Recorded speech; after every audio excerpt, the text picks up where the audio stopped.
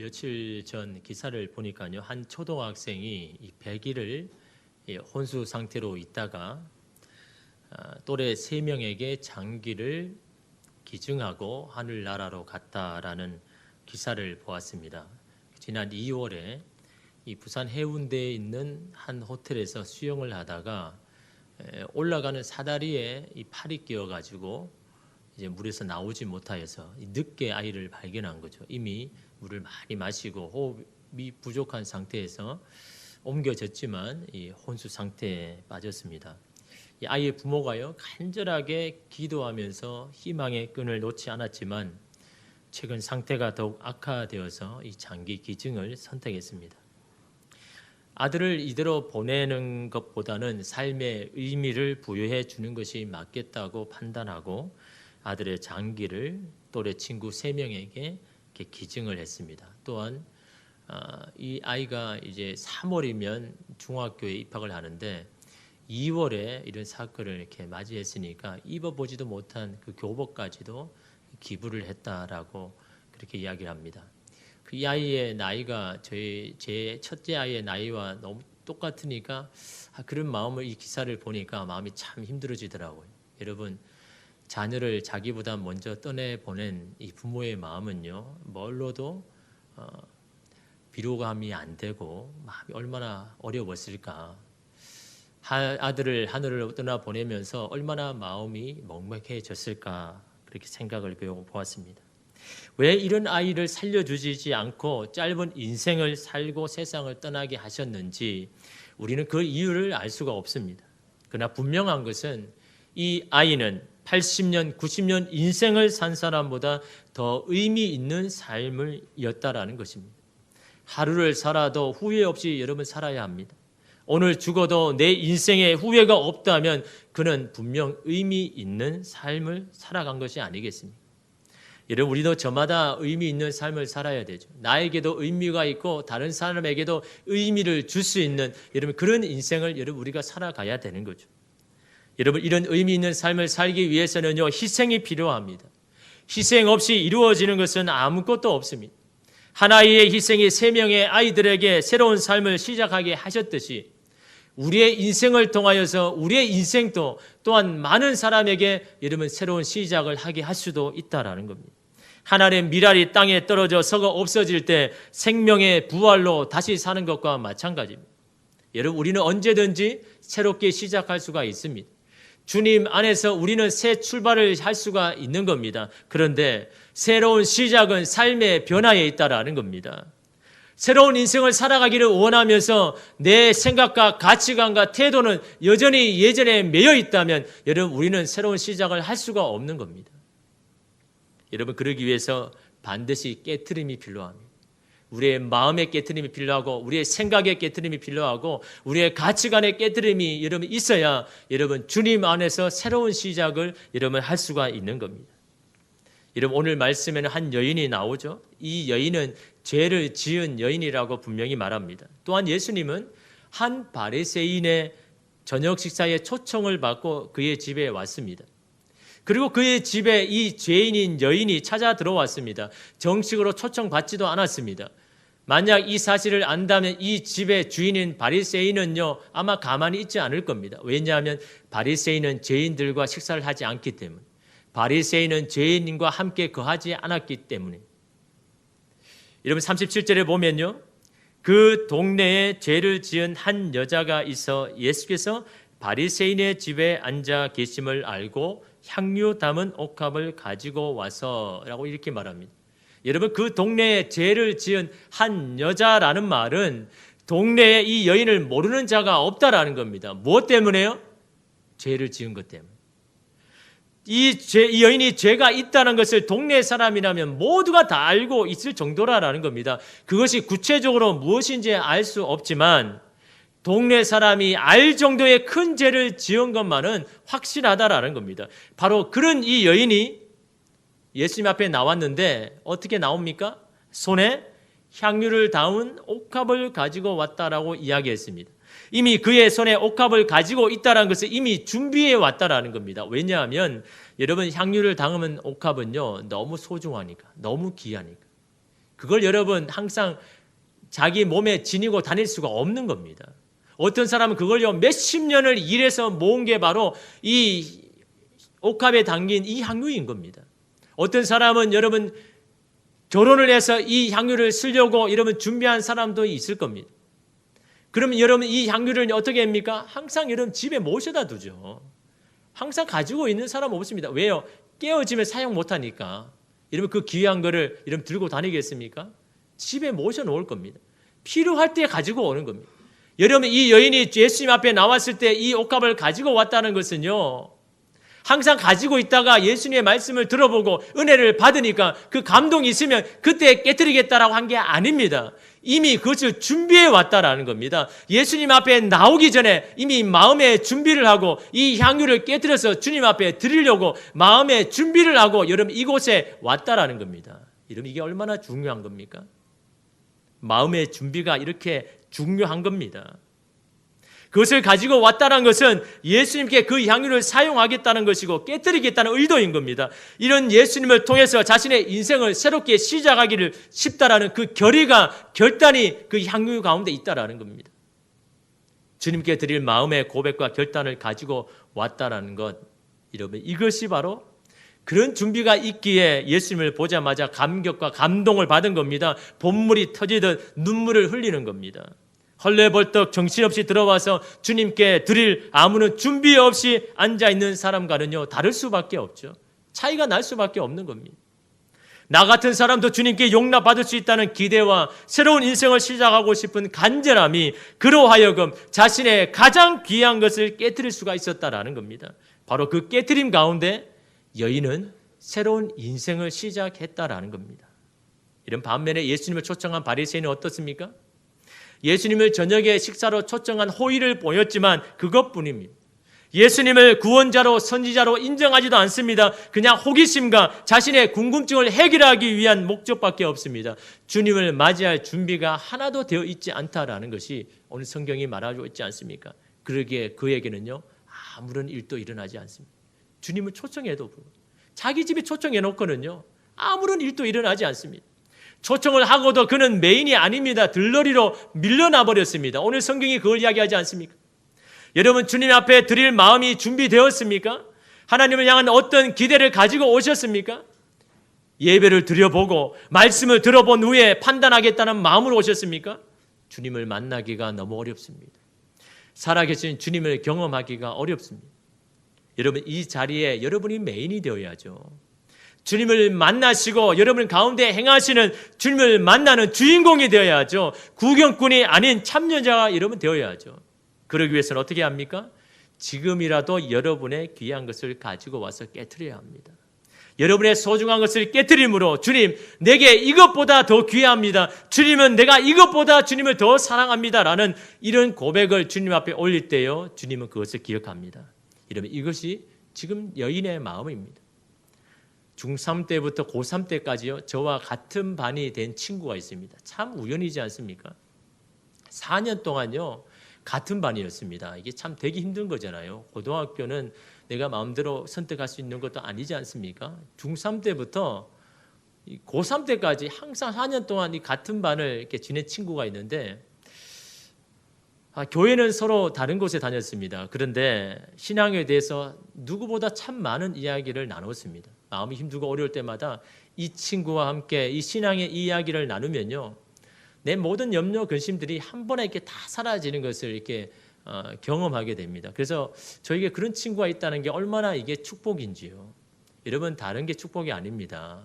이런 신앙적인 이야기 이런 것을 나눌 수 있는 사람이 많은 사람, 여러분 그 사람이 여러분 축복 아닙니까? 근데 여러분 이 친구가요 누구보다 하나님에 대해서 교회에 대해서 열정적이고 헌신적인 이 친구였습니다. 누구보다 예수님을 사랑한다라고 그렇게 고백했던 친구입니다. 근데 이 아버지가 하는 사업이 점점 힘들어졌습니다. 집안의 가계가 점점 기울여져서 급기야는요 대학 입시 시험을 쳐놓고도 대학에 들어가지는 못한 겁니다. 왜냐하면 등록금을 마련할 수가 없었어요. 등록금이 없어서 대학을 너무나 가고 싶어도 갈 수가 없는 겁니다. 누구도 이 대학 등록금을 대어줄 사람이 없으니까 너무나 가고 싶어도 갈 수 없는 그런 상황 가운데 참으로 마음이 어려웠습니다. 그래서 이 친구가 하나님께 너무 속상한 마음이 들어서 이렇게 기도했습니다. 하나님, 저를 사랑하신다면서요. 저도 하나님을 사랑한다고 수없이 고백했지 않습니까? 그런데 어떻게 제게 이러실 수 있습니까? 저의 미래와 계획을 이렇게 송두리째 빼앗아 가십니까? 속상합니다. 너무 속상한 마음으로 하나님 앞에 그렇게 기도했습니다. 여러분 안 속상하겠습니까? 정말 중요한 인생의 순간 아닙니까? 그런데 자기의 의지가 아니라 환경 때문에 그것을 할 수 없을 때 여러분 마음의 이 속상함, 이 친구에게는 그게 너무너무 큰 겁니다. 그렇게 하염없이 울면서 기도하는 중에 하나님의 음성이 들렸습니다. 사랑한다 아들아, 내가 너를 잘 아노라. 내가 내게 축복을 더할 것이다. 이 음성 앞에 얼마나 울었는지 모릅니다. 그의 억울함과 속상함이요 눈 녹듯이 녹아졌습니다. 자신의 인생이 여기서 끝난 줄 알았는데 이 모든 상황을 다 알고 계신다고 하나님이 그렇게 말씀하시니 얼마나 기쁘고 감사한지요. 그래서 그가 그때 주님께 고백했습니다. 사랑합니다 나의 예수님. 사랑합니다 아주 많이요. 사랑합니다 나의 예수님. 저에게는 이 고백뿐입니다. 여러분 그때 한 이 고백을 가사로 이 친구가 쓴 것이 바로 여러분이 잘 알고 있는 부르고 있는 사랑합니다 나의 예수님. 이 친구가 그 가사를 쓴 친구입니다. 여러분 그때 그 마음으로 여러분 이 찬양을 이렇게 지은 겁니다. 내 의지로 어쩔 수 없이 않는 이런 상황 가운데 내가 너무나 바라고 원하지만 가정이 너무 힘들어져서 대학을 들어가지 못할 때 그 안타까움, 내 인생을 이대로 그렇게 가야 되냐라는 그런 안타까움에 하나님 앞에 그런 속상한 마음으로 올려드렸을 때 하나님께서 주시는 그 음성과 그 마음을 가지고 그렇게 고백하는 것이 바로 이름 나 사랑합니다 나의 예수님 이 찬양입니다. 우리 함께 한번 불러볼까요? 여러분 인생 가운데도 그런 막힘이 있습니까? 속상함이 있습니까? 주님의 음성을 들으면 됩니다. 주께서 여러분의 모든 것을 다 알고 계신다고 말씀합니다. 함께 찬양하겠습니다. 사랑합니다 나의 예수님. 사랑합니다 아주 많이요. 사랑합니다 나의 예수님. 사랑합니다 그것뿐이에요. 사랑한다 아들아. 사랑한다 아들아. 내가 너를 잘 아노라. 사랑한다 내 딸아. 내게 주고 더 사랑한다 아들아. 사랑한다. 너의 모든 형편을 내가 잘 알고 있다. 내가 너를 잘 아노라. 사랑한다 내 딸아. 내게 주고 더하리라. 여러분 이 친구의 형편과 사정을 잘 알고 계시는 하나님께서 이제 그 인생을 여러분 이끌어가기 시작하는데요. 대학은 갈 수 없으니까 이 친구가 고등학교 때부터 예수 전도단에 이렇게 예배도 참여하고 거기에 지부에 참여를 이렇게 했습니다.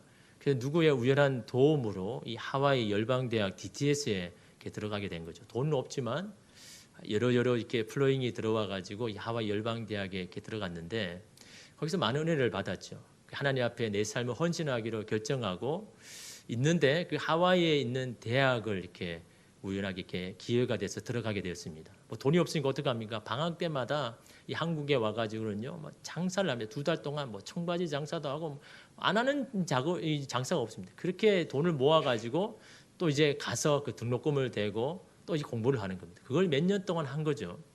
그러다가 우연한 또 기회가 되어서 이제 하와이에 있는 대학에서 미국에 있는 그 대학으로 옮기게 되었습니다. 거기서도 하나님께서 이 도움의 손길을 주는데 뭐 부모님은 도와줄 아무것도 없는데 그 도움의 손길을 통해서 거기서 이제 그 학교를 이렇게 마치고 거기서 직장을 가지게 되고 또 거기 있는 재미 교포 여인을 만나 가지고 이렇게 가정을 이렇게 이루게 되었습니다. 최근에 제가 전화를 이렇게 연락을 해보니까 한국에 들어왔는데 이 금융 쪽에 이 직장을 다니는데 자기가 받은 그 월급을요, 이렇게 자기가 관리하는 비행 청소년들을 상담하고 그들에게 있을 곳을 마련하기 위해서 집을 이렇게 렌트를 해서 거기서 아이들과 함께 이렇게 사역을 하면서 그 아이들을 이렇게 치유하고 고치는 그 사역을 이렇게 감당하고 있다라고 하죠. 자기의 모든 월급을 전적으로 이렇게 헌신하면서 그렇게 이 사역을 이렇게 하고 있다라고 이렇게 이야기합니다. 한번 나중에 제가 한번 이렇게 초청을 해서 한번 이렇게 간증을 또 듣고 하는 시간을 또 가지겠지만요. 여러분 주님께 헌신한 시간들 고백들요 하나님이 다 기억하십니다. 주님 앞에 여러분의 소중한 것을 깨트린 것 여러분 주님이 잊어버리지 않으십니다. 주님이 기억하셔서 여러분 좋은 것으로 여러분 갚아주십니다. 이 여인이 여러분 주님 앞에 무엇을 깨뜨렸습니까? 38절에 보니까 예수의 뒤로 그 발 곁에 서서 울며 눈물로 그 발을 적시고 자기 머리털로 닦고 그 발에 입 맞추고 향유를 부었다라고 이야기합니다. 먼저 여러분 여인은 예수님의 발을 씻겼습니다. 무엇을 씻겼습니까? 눈물로 예수의 발을 씻겼습니다. 여러분 얼마나 많은 눈물을 흘렸으면 여러분 그 발을 씻길 정도의 물이 되었습니까? 그냥 흘리는 눈물이 아니라 통곡의 눈물이고 마치 수문이 열린 댐처럼 거기에 예수님의 발 앞에 온전한 눈물을 흘리는 여러분 주님을 향한 감격의 눈물, 또한 왜 내가 예수님을 이렇게 잘 몰라서 그렇게 지었을까, 그 죄에 대한 회개의 눈물이 여러분 이 예수님의 발 앞에 여러분 그렇게 부었다는 거예요. 예수님, 저는 주님 앞에 설 수 없는 그런 죄를 지은 사람입니다. 그런 저를 이렇게 받아주십니까? 그동안 사람들의 눈초리와 비난과 조롱으로 이 여인은요 마음고생이 심했습니다. 도저히 다시 일어설 수 없는 인생이 되어버린 겁니다. 이제는 가망이 없다고 생각한 인생이 예수님을 만나자 다시 소망이 보이는 겁니다. 다시 시작할 수 있는 것이라는 한 가닥 기대가 생긴 겁니다. 그런 은혜를 베푸신 주님을 향한 감격에 이런 눈물 흘리는 겁니다. 여러분 사람 때문에, 일 때문에, 여러 가지 이유로 마음의 상처를 받았습니까?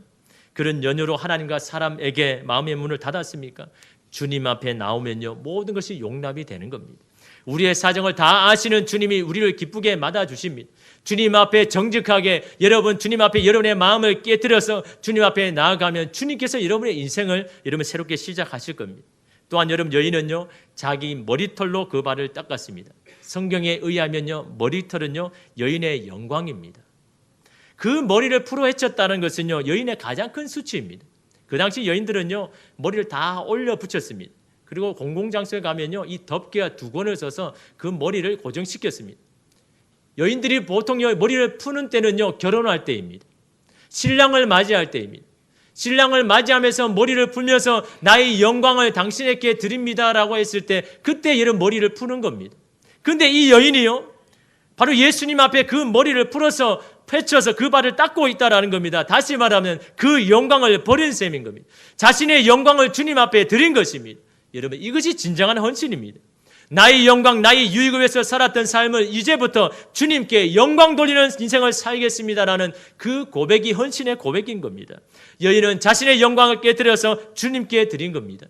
여러분 우리가 주님께 온전히 헌신하지 못하는 것은 바로 이 영광 때문 아닙니까? 여러분 앞에 우리가 찬송가 불렀지 않습니까? 존귀 영광 모든 권세는 주님 받으시고 멸시전대 십자가는 내가 지고 가겠습니다라고 찬양하고 고백하고서는 여전히 그 영광을 내가 받으려 하고 있지 않습니까? 그 영광을 받지 못하면 속상하고 화가 나는 그런 우리의 모습 아닙니까? 여인이 이 머리털을 이런 발을 씻는 행동이 여러분 어떤 의미인지를 우리가 안다면요 이 여인의 마음이 어떠한지를 알게 되는 겁니다. 여러분 그 당시 가장 흔한 신발이 뭐겠습니까? 샌들이죠. 샌들요. 발가락이 다 나와 있는 이 샌들요. 여러분 그 당시에 다니는 그 지역의 거리가 어땠을까요? 여러분 제가 한 영화를 보니까 중세 시대의 영화를 보니까요. 그 로마라는 곳을 보여주는데 여러분 로마가 그 당시 얼마나 찬란합니까? 그죠? 문명이요. 그런데 그들이 살고 있는 길거리는요. 완전히 오물로 덮여 있습니다. 너무나 이렇게 냄새가 악진할 정도로 여러분 그 로마라는 나라도요 거리마다 그것을 처리하고 해결할 수 없는 게 없는 겁니다. 그냥 그 오물을 밟고 지나가는 거죠. 그것이 그 당시 일상의 삶이었습니다. 다시 말해 오늘 말씀도 마찬가지입니다. 그 당시 여러분 사람들이 살아가는 그 거리, 유대인의 그 거리, 여러분 어떤 거리겠습니까? 그 거리에는요 사람도 다녔지만 말도 다니고 여러분 당나귀도 다니고 뭐 염소도 다니고 낙타도 다니고 여러분 여러분 그 동물들이 지나가면서요 자기의 어떤 배설물을 그냥 뭐 이렇게 정해진 곳에 놓겠습니까? 다 그냥 길거리 그냥 다 이렇게 사놓은 겁니다. 그러니 여러분 그걸 누구 치울 사람도 없고요. 그냥 길거리를 가면요 그냥 밟는 게 일상인 겁니다. 동물의 배설물 여기저기 있기 때문에 그냥 지나가는 거죠. 그냥 일상입니다. 그러니 여러분 샌들을 신고 있으니까 그 동물의 배설물이 발에 다 들어오는 겁니다.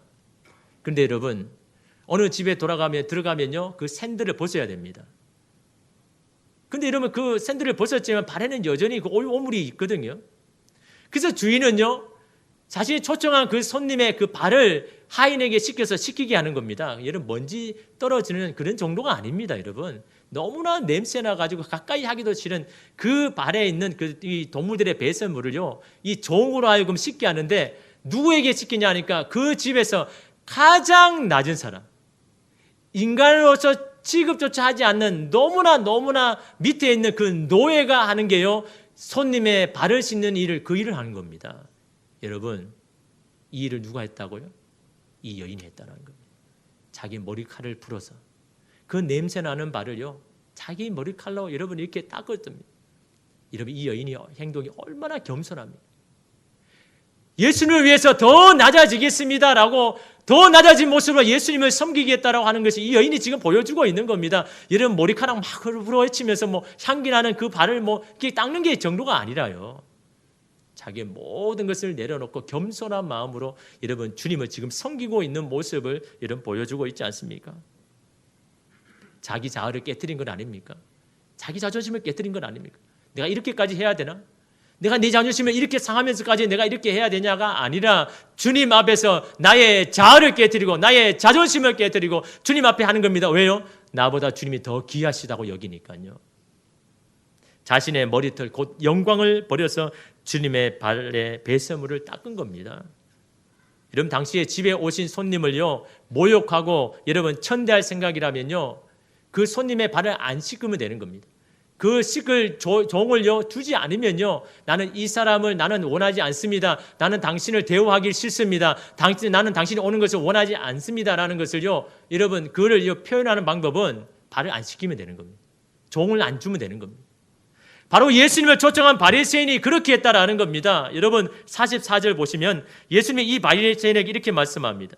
그 여자를 돌아보시며 시몬에게 이르시되 이 여자를 보느냐? 내가 내 집에 들어올 때 너는 내게 발 씻을 물도 주지 아니하였으되 이 여자는 눈물로 내 발을 적시고 그 머리털로 닦았으며 라고 이야기합니다. 예수님이 자신의 집에 들어왔지만 예수님의 발을 씻어줄 사람이 아무도 없었다는 겁니다. 이 바리새인은 예수님을 선생이라고 부르지만 그분을 대우할 마음이 없었다는 것을 말하고 있는 겁니다. 어떻게 자신을 초청한 예수님을요 발도 씻을 물도 주지 아니하고 그대로 내버려 두고 이러면 있는 겁니다. 우리도 예배 가운데 하나님의 임재를 원하면서 마땅히 그분을 예배하지 않거나 무시할 때가 얼마나 많습니까? 자리에 앉았지만 이 생각 저 생각으로 주님께 집중하지 못하고 있지 않습니까? 그것은 예수님을 초청한 이 바리새인과 같은 겁니다. 왜 그럴까요? 어떻게 이럴 수가 있는 겁니까? 자신이 초청한 손님에게 그 발을 씻길 그 정도의 마음조차 없는 여러분 이 바리새인의 여러분 모습, 오늘 저와 여러분의 모습 아닙니까?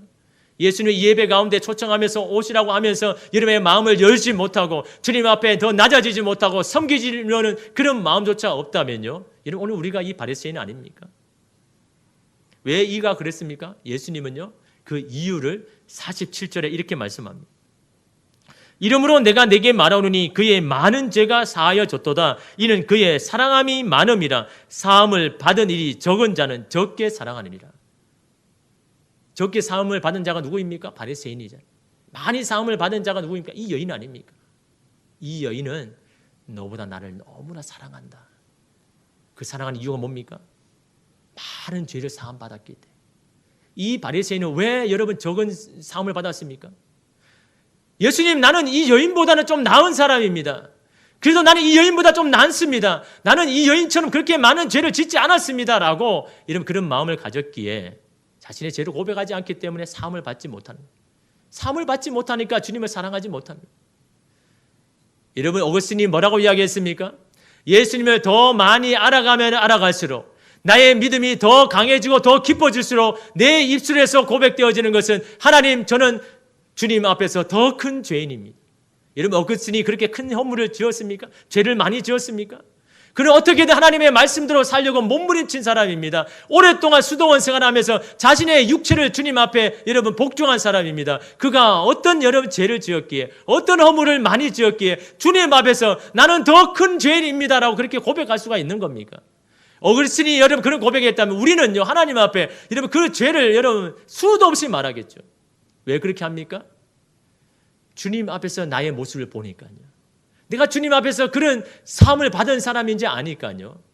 주님은 알면 알수록 하나님, 나는 더 주님 앞에 사함을 받아야 할 사람입니다. 나는 더 주님 앞에 큰 죄인입니다라고 주님 앞에 고백하지 않습니까? 그런 자에게 하나님의 은혜가 더 여러분 임하지 않습니까?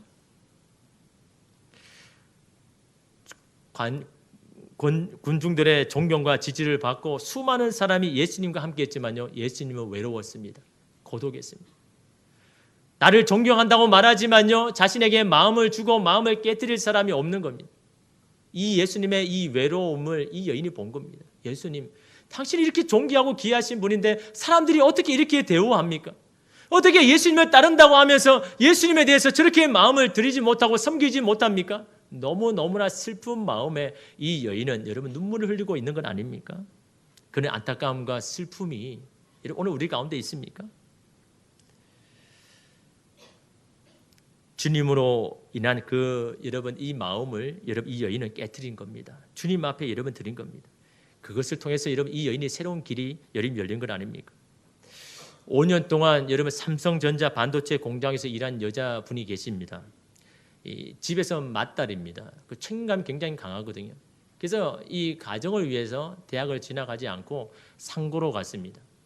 그리고는 고등학교를 졸업하자마자 이 삼성전자 반도체 공장을 갔거든요. 월급을 많이 준다 그러니까 거기 가서 이 가정과 이 형제들을 위하여서 열심히 일했습니다.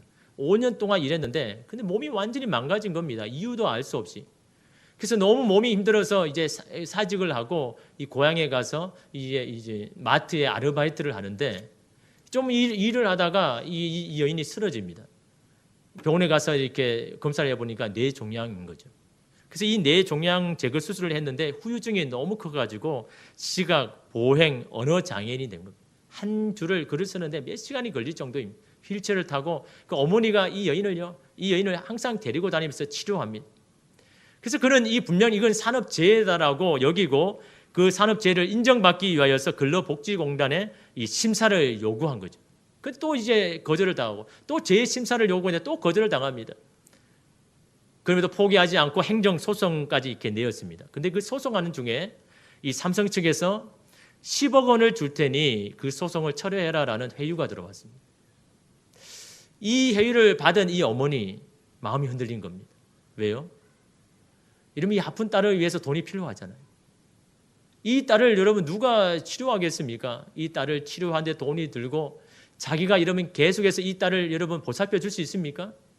자기가 떠나면 이 딸을 누가 살펴주겠느냐. 그래도 이 딸이 살아야 되니까 이 돈이 필요한 거 아닙니까? 이게 여러분 어머니의 마음인 겁니다. 다른 거 다 떠나가지고 사랑하는 딸을 위해서 이 돈을 너무나 받고 싶은 겁니다. 여러분이라면 그렇지 않겠습니까? 사랑하는 딸이 아픈데 그 딸을 치료할 돈이 필요한데 그 딸의 인생에 돈이 필요한데 여러분 10억을 준다면 이거 안 철회하겠습니까? 이 어머니가 마음이 흔들린 겁니다. 그래서 딸에게요. 그래 우리 이 돈 받자. 너 지금 너무 힘들잖아. 이 돈 받고 너의 인생도 생각해야지라고 그렇게 이야기했는데 이 딸이 이렇게 말합니다. 어머니 나중에 나 같은 사람 또 나오면 안 되잖아. 내가 겪은 일을 또 다른 누군가가 겪는다면 그 가정도 우리처럼 집안이 풍비박산이 나고 어려움을 겪을 것인데 그것을 내가 해야 된다고. 이야기를 들으니까 어머니가 그런 겁니다.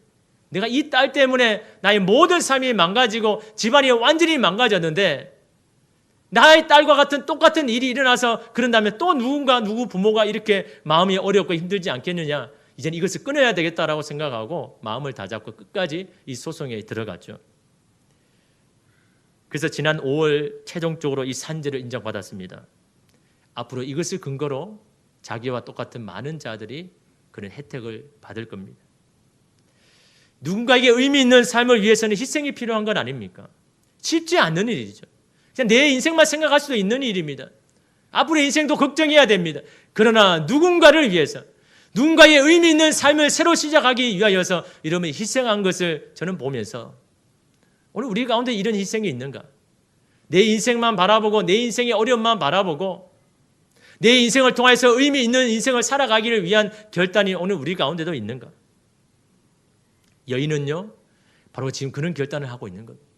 자기의 소중한 것을 깨뜨려서 나와 같은 죄가 많은 자들, 사람의 눈초리와 비난을 받은 그들이 다시 인생을 새롭게 시작할 수 있도록 주님 앞에 나오는 모든 자들이 나처럼 이렇게 인생을 새로 시작하는 것을 그들에게 열어주기 위하여서, 그래서 많은 자들이 예수님, 이 여인도 주님 앞에 와서 새로운 인생을 살 수 있었지 않습니까? 저도 주님 앞에서 새로운 인생을 살기를 원합니다라는 이러면 그 길을 열어주기 위하여서 이 여인은 가장 귀한 것을 여러분 깨뜨린 것 아닙니까?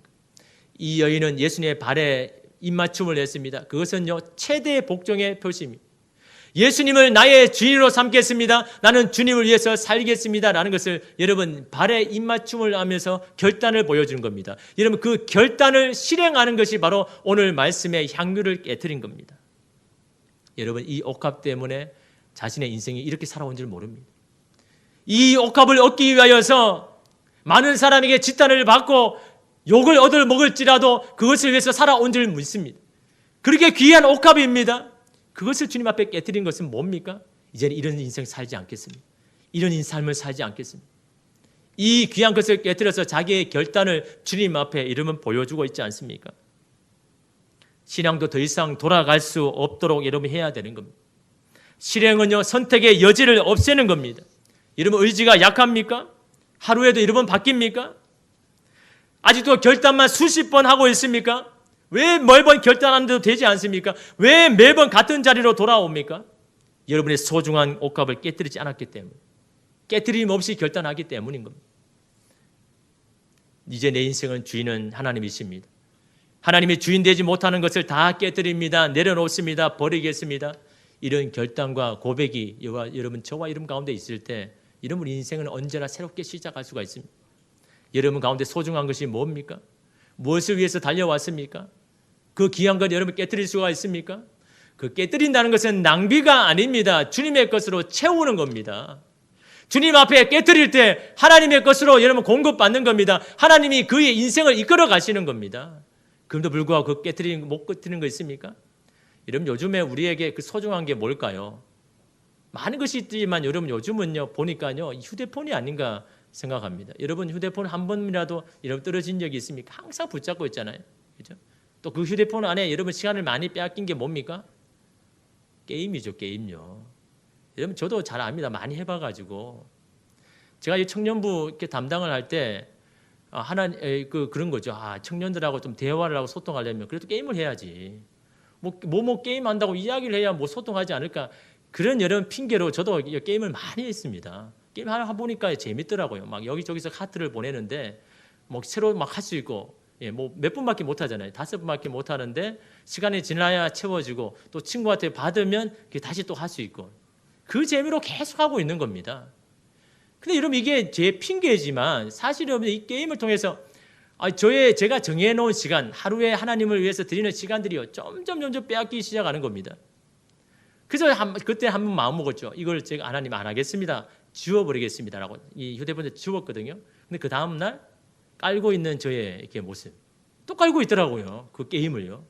그래서 제가 생각했죠. 이건 중독이다. 내 의지로 결단했지만 그걸 끊지 못하는 것은 중독이다. 하나님 앞에 우상이다. 내가 주님 앞에 이것을 안 하겠다라고 했지만 여전히 하고 있을 때는 그것은 내 안에 우상이고 내 안에 중독이라고 결정하면서 하나님 앞에 선포합니다. 하나님, 제가 이걸 끊지 아니하면 주의 일을 안 하겠습니다. 제가 이걸 끊어지도록 주님 나를 도와주십시오. 여러분 중독 이게 쉽습니까? 여러분 의지로 끊으면요 다시 또 하게 됩니다. 그러나 하나님이 끊어주시면요 이제 계속 안 하게 됩니다. 그 다음부터 여러분 저는 제 휴대폰에 게임이라는 게 없습니다. 하고 싶은 마음도 없고요. 마음이 다 사라집니다. 이게 여러분 하나님이 끊으시는 겁니다. 여러분 우리는 연약합니다. 부족합니다. 의지가 연약합니다. 부족합니다. 여러분 의지로 안 됩니다. 그러기에 여러분 주님의 도우심을 구해야 되는 겁니다. 성령님의 도우심을 구해야 되는 겁니다. 내가 결단했지만 내 의지가 연약해질 때 주님 앞에 구해야 되는 겁니다. 성령님, 내 약해진 의지를 강하게 하여 주시옵소서. 나의 약해진 믿음의 의지를 굳건하게 하여 주셔서 주님 이 일을 하게 해 주십시오라고 여러분 주님 앞에 도움을 구할 때 하나님 여러분의 인생에 여러분 도움이 되시고 여러분 인생 가운데 그렇게 하실 수 있도록 여러분 여러분과 함께 하시는 줄 믿습니다. 여러분 여러분의 귀한 것을 깨뜨리십시오. 주님 앞에 결단하십시오. 선포하십시오. 이젠 저를 위한 인생이 아니라 주님의 영광이 있는 인생이 되기를 원합니다. 내게만 의미 있는 것이 아니라 많은 사람에게 의미 있는 인생을 하나님 살아가기를 원합니다라는 그런 결단과 고백을 주님 앞에 할 때요. 주님 반드시 여러분에게 말씀하실 겁니다. 야, 너의 사정 내가 잘 안다. 내가 내게 더 부을 것이다. 이런 그 음성을 들을 때 우리는 새롭게 시작할 수가 있습니다. 그것이 여러분의 큰 위로와 소망과 힘이 되시기를 간절히 소망합니다. 기도하겠습니다.